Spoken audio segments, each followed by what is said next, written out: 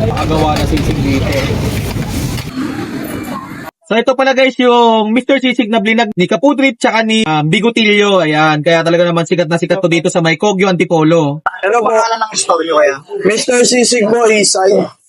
Ilang years na rin po kayo na titinda dito? Nasa 1 year na din po.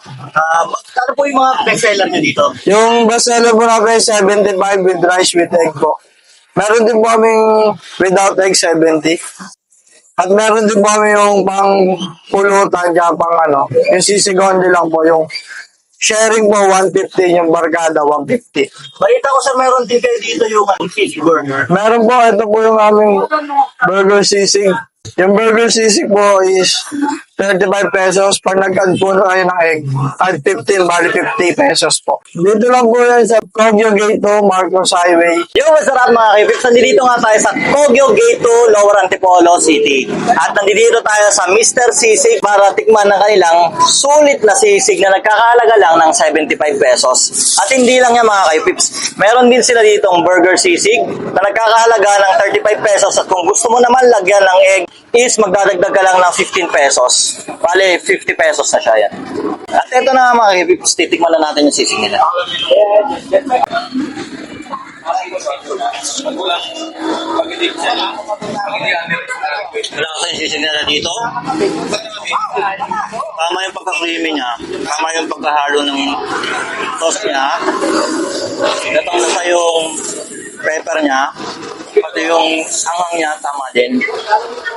Kamit naman, solid talaga.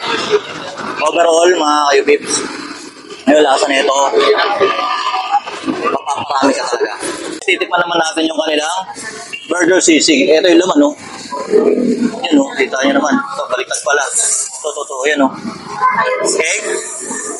Tapos sa other side niya, ayan yung sisig, oh. Kita nyo kung gaano kapulido. Tikman na natin ito, mga kaibigan. Yan. Maladong itlog. Kita nyo naman, tumulo pa.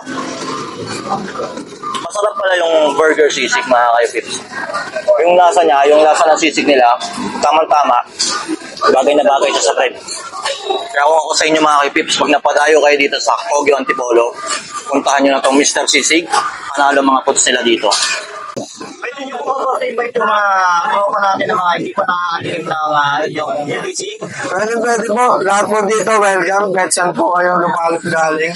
Dito lang po yan sa Banchero de Kogyo, sa Antipolo po. Dito nyo rin po matatagpuan yung Mr. Sisig Isay.